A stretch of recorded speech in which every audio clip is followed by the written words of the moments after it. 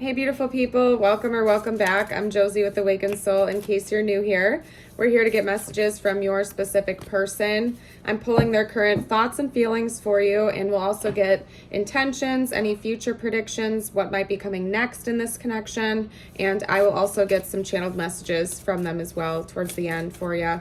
So let's see what their current thoughts and feelings are towards you in the connection at this time, whenever you're watching this, and it is a timeless video. So whenever it found you exactly when it was meant to. Okay. What are their current thoughts and feelings, please? Oop, okay, there we go. First up, we have the Four of Swords. I also take this as a bit of an 11-11 card for obvious reasons. Typically, that's how I read it from this deck at least. So, okay. Those all flipped upside down, so give me a second.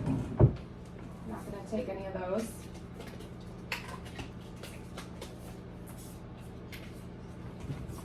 And a few of you have asked about my reading style in recent videos, so just to clear things up with you, if a card falls to the floor and I can't see it, if it's facing downward, I do not take it. If a bunch of cards fall, like what just happened, like a whole clump of them, I do not take them unless there's a specific card that faces upright. So that's just how I read. That's my style of reading. That's how I receive my messages. So just to clear that up, if I ever don't pick a card up from the ground, it's likely because it was not face up. So anyway, we also have the Nine of Wands coming out for their current thoughts and feelings. There's an element of determination while staying peaceful. So that's quite interesting. There we go. But they are highly motivated. We did have a clump, but again, we had a solo card come up on top. So taking it. Anyway. I'm not going to keep explaining myself, but I wanted to get that out there for those of you who question. And that's just my reading style. Everybody has different reading styles. Everybody gets messages different ways. And at the end of the day, tarot cards are just a tool. If you have gifts to channel and receive information, you don't necessarily need cards to do it. Like one of the main ways I channel messages for people and for myself is through music. Songs will just start playing in my head. Even if I've never heard them before, I have to Google the lyrics to figure out what the song is, etc. So cards are just a tool. Just saying. So we also have the Queen of Cups that just came out. This person's all over the place. That's all I can say, you guys, okay? I think they restrain themselves a lot from approaching you, if I'm being honest, because we have two very opposing energies. We have one energy of them basically like chillaxing and holding themselves back, trying to relax, and the other energy is them kind of wanting to impulsively come forward towards you with a bunch of passion and determination. Okay, so I really think that this person is trying to get a good balance basically at this time. The opposing energies are further illustrated here with the King of Swords and the Queen of Cups. This is Aquarius, by the way, and this is Cancer, so that could be confirmation. And then over here we have Aries with the Knight of Wands. But it's like your person has this dualistic nature to them. They're a very deep feeler. They have very deep feelings for you. They're very intuitively connected to you. They feel this very strong connection to you that makes them want to come charging forward and kind of spill the beans about how they feel about you and deepen a connection. But the opposing energy is this cold stoicism, basically, where they reserve themselves, they hold themselves back, and there's not much in between with your person. It seems like one moment throughout the day, they're feeling very, very passionate towards you. They want to come rushing in. They want to impulsively just kind of go for it and see what happens. And then the next moment, they're like, oh no. They feel like they need to discipline themselves and hold back and kind of bury away their feelings for you. And there's really no middle ground. It's almost like this person is hot or cold. So if that's how they've been presenting towards you, this is why. It's because their emotions keep sort of like ping-ponging between impulsivity and passion and discipline and stoicism. So I hope that makes sense to you. But one joining energy between both of them is that this person is determined to keep moving forward and to keep climbing this ladder of success towards you. So maybe they're recognizing that their emotions are coming off a little hot and cold, and they're actively working on that. They're trying to find that middle ground within themselves where they can take action towards you, show you a level of emotion and passion, but not feel like they're overwhelming themselves or you. It's like your person is trying to figure out a good balance, you guys, and to communicate with you, okay? We also have this, though. And what this is telling me is that your person has likely been spending some time reflecting, introspecting. Maybe before bed, they're doing a little bit of meditating, and seeking counsel from above. Your person may like to pray, or again, meditate. They're trying to figure it out. At the very least, your person is introspecting and they're trying to get to the bottom of why they behave the way they behave. Maybe they have some type of attachment issues. Could be that they have like an anxious attachment style, anxious avoidant attachment style, where it's like, I mean, that would honestly explain it. If I'm being real with you guys, because that would explain why 1 minute they want to come rushing in because they don't want to lose you or lose an opportunity with you, but then the next minute, like they're faced with the choice of deepening the level of intimacy between you, and then that scares them and it makes them want to like close off again. So yeah, your person might be introspecting and becoming more conscious of their patterns and trying to find that middle ground. So anyway, to not keep repeating myself, I'm pulling their current intentions towards you. This came out before I set that intention, so it's the Five of Swords. That's basically just going along with what I was talking about when it came out. They feel like they sabotage this connection. It's not really your fault. Maybe you're much more secure with yourself and direct about how you feel and what you want, what your boundaries are. So they do feel like it's their fault that things have not progressed with you. They're acknowledging that, which means that, again, it's kind of further affirming that this person is aware of their patterns and actively working on them. Let's get out their intentions, though. What are this person's intentions? Yeah, they want to bring more balance into this connection. I'll take these first, and then I'll pull a couple more. We have the Six of Pentacles. This reminds me of Pisces. It is not Pisces in tarot, but just, I mean, the two fish. This is literally the symbol of Pisces. So that could be confirmation for someone. And then, of course, we have the Devil, which is Capricorn. Your person intends on bringing more balance into this connection. They would like to have a passionate connection with you, like a romantic connection between the two of you, especially if you guys have never like taken things to that level before. It's just that they want to make sure they're coming in balanced first. They do not want to approach you with just passion, and they also don't want to come in with that cold energy still presenting itself. Okay, let's get out a couple more cards. What are their intentions? Oop, there we go. All right, I'm going to get a clarifier for that. We have the Eight of Cups. What are they walking away from? What are they walking away from? Is it another connection? Is it this connection? What's going on here? Okay, that was too many, but we had a solo come on top. The Moon. That would make sense. Okay, so that's more Pisces energy. It's also Cancer, because Cancer in astrology is ruled by the Moon. So what they're walking away from appears to be hiding their emotions. They're walking away from remaining reserved, if that makes sense, because the Moon talks about like our subconscious, our hidden feelings, our hidden energies. It's also a very dreamy landscape. It could be talking about your dream world, but in this context, because we have the walking away energy with the Eight of Cups, what that's telling me is your person is thinking about walking away from keeping that all locked inside, which would mean by default they want to be more expressive towards you. So that is interesting. Let's get out a couple more. Ooh, yeah, they want to be with you. This is the Two of Cups. They want to be in a relationship with you.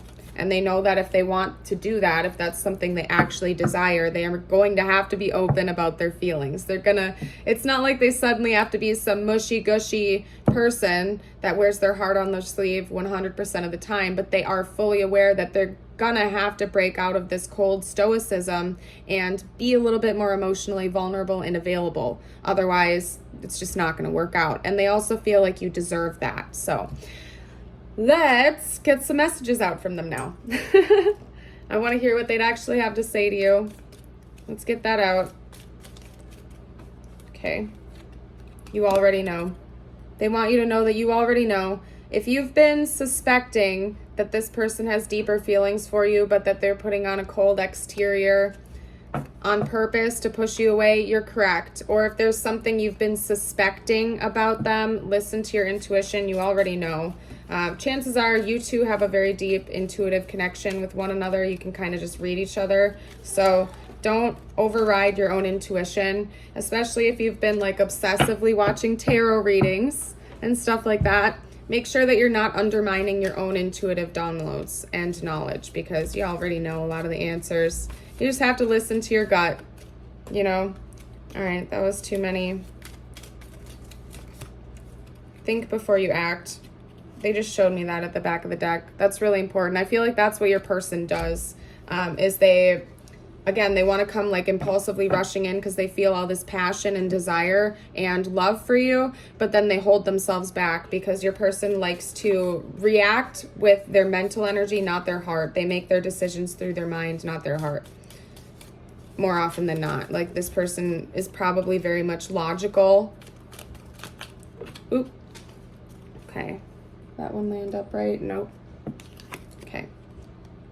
I never imagined so much perfection. I believe this is the 9 of Cups. So, 9 of Cups energy. Yeah, they hold you to a very high regard. I saw 1111 too, right as we were talking about wish fulfillment energy. So, yeah, this person does see you and this connection as a dream come true for them. It's just that they have a lot going on. They have their own wounds and stuff that they need to process.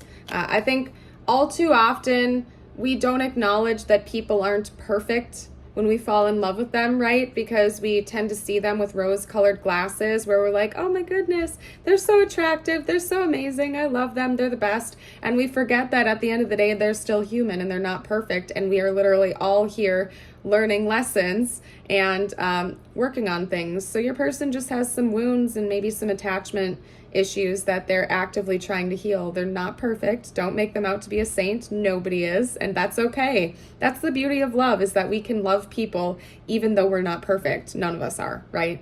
You make my heart full.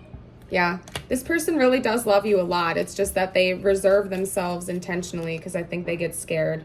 Love is the answer, but they know that they have to.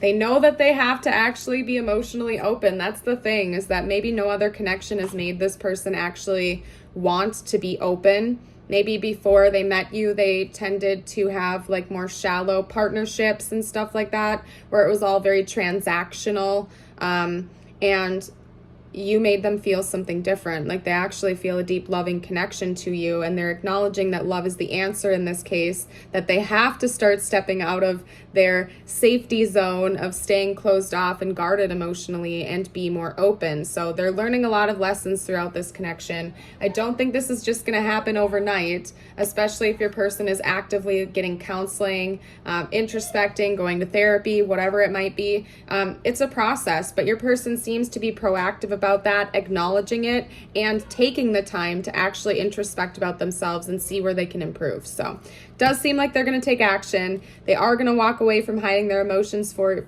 you. Like, eventually they're getting to that point, but it's going to be a little bit of a step-by-step process. And that was shown here with their thoughts as well. Okay, their thoughts and feelings. It's not like they're going to go from step 1 all the way up to like step 10 in a day. They're going to take little baby steps one by one to achieve the goal. And it's kind of funny here that the goal, so to speak, in this card now, looking at it a different way, is the moon. So it's almost like their goal, what they're trying to climb the ladder to achieve with you, is their emotional expression and to stop hiding it. So it's going to take some baby steps, but they're getting there. Okay, they're getting there. And of course, as always, it's completely your choice if you want to wait for this person. Like, if you're in no contact with this person and they have absolutely no, like, they're not showing you any signs that they're going to be in contact with you in the near future, you have no obligation ever for any reason to wait around for somebody. If somebody new comes your way and they're treating you amazingly right from the get-go and it's something that feels right for you, you have no obligation to wait for this person. At the end of the day, all choices you make are your own. And it's always the best to make the right choices for what feels good for you, right? So that's just my little 2 cents. I know I phrased that kind of weird, you guys. I'm still waking up, so bear with me. I'm human. But you don't have to wait for this person. I'm not seeing any definitive timelines that this is necessarily going to happen anytime soon. This might take a while, if I'm being honest. And depending on how deep these wounds are with your person, and also depending on how proactive they're being with healing them, it could even take years for some of you guys. I don't know. I'm not gonna play a guessing game either. Everybody's situation is different. This is a general reading, so I don't know. Maybe some of you it's gonna take days. Some of you guys it would take this person a couple months, couple years. So just make sure you're taking care of yourself and you're making good choices. But I can tell you that they do desire this. They do intend on trying to be in a relationship with you. They do intend on being emotionally open. It's just all about how proactive they're being with that healing, you guys. So I don't know what else to say. I'm going to get you a couple messages from the universe, and then we're going to close this reading off. If it resonated and you haven't already, I formally invite you to please consider liking and subscribing. I looked at my analytics, and about 50%, it's a 50-50 split. Half of you guys that watch my videos consistently are subscribed, and the other half of you are not. So if you're watching my videos on a regular basis, it's free to subscribe, my dear, and that way we won't lose track of each other. We'd love to have you. Okay? So message number 1. We are always speaking to you and sending you messages. When you feel like you are alone in a situation, just know that you never truly are. We are reminding you to stop and look around and believe in something else, something more. We've got your back. Message from your divine team. We all have lovely guardian angels that are watching over us. Just saying. They've got your back even if you can't see it at the time. When going through tough times, it's important to remember that nothing up to this point has defeated you. You've overcome challenges before. Be kinder to yourself and be thankful for all that you already have. Yeah, some of you guys out there are going through a tough time right now. Your divine team wants you to know that they have your back and they're supporting you.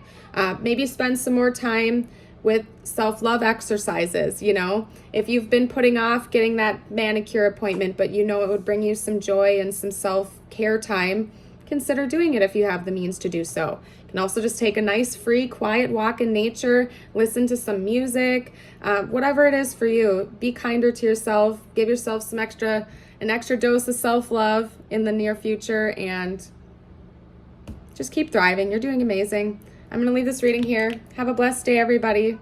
Bye for now.